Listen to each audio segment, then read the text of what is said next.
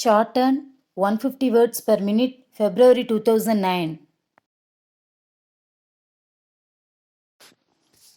Mr. Vice Chairman, sir, at the outset, I would like to express my gratitude to the honorable members on both sides of the House for participating in the discussion and making very valuable suggestions. They have expressed their views in their own way, but at the same time, they have touched on some of the issues which are very important from the point of view of the national economy. I would not say that the views that they have expressed are due to any political consideration, but they are really expressed in the national interest. In this connection, I was happy that there was at least one honorable member who said that we should face the question of economy from a national point of view. If we go through the budget speech, we will find that the basic aims are national growth and social justice. This is the thrust of the budget that we have prepared, and it may be seen whether it is reflected in the budget provisions or not. I am sure that if the honorable members go through the budget, they will find that there are a number of new ideas which have been incorporated in the present budget. As this is the last year of the current 5-year plan, I have no doubt that the honorable members will be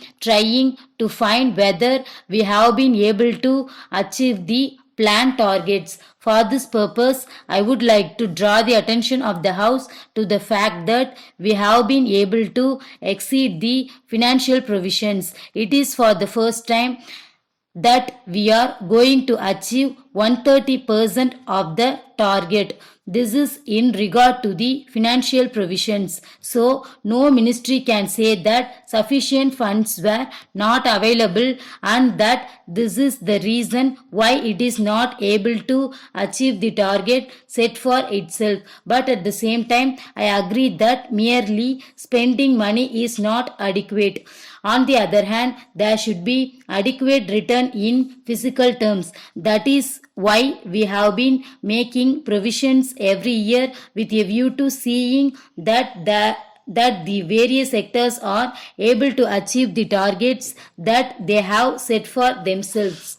If the honorable members go through the documents which have been presented to the House, they will find that there are two or three things which are very important. The first is the rate of growth. I do not understand why the leader of the opposition was very angry about the rate of growth, because of the fact that somehow or other this time, on account of the favorable monsoon, we were able to achieve almost 170 million tons of food grains production.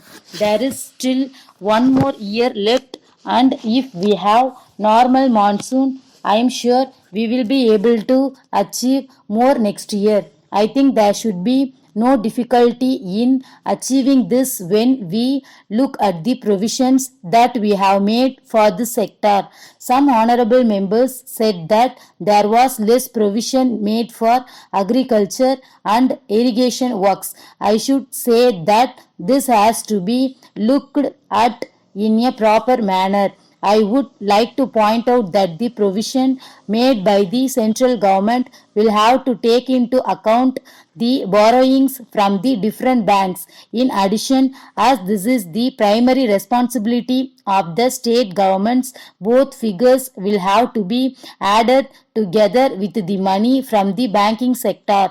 If it is looked at in this way, I am sure honorable members will be fully convinced that there is enough money available. I may assure the House that in future, if any more money is required, we shall consider the same if we are convinced that the money is going to be properly utilized for more agricultural production. In this connection, I may inform the House that there are other subsectors also in the agriculture sector.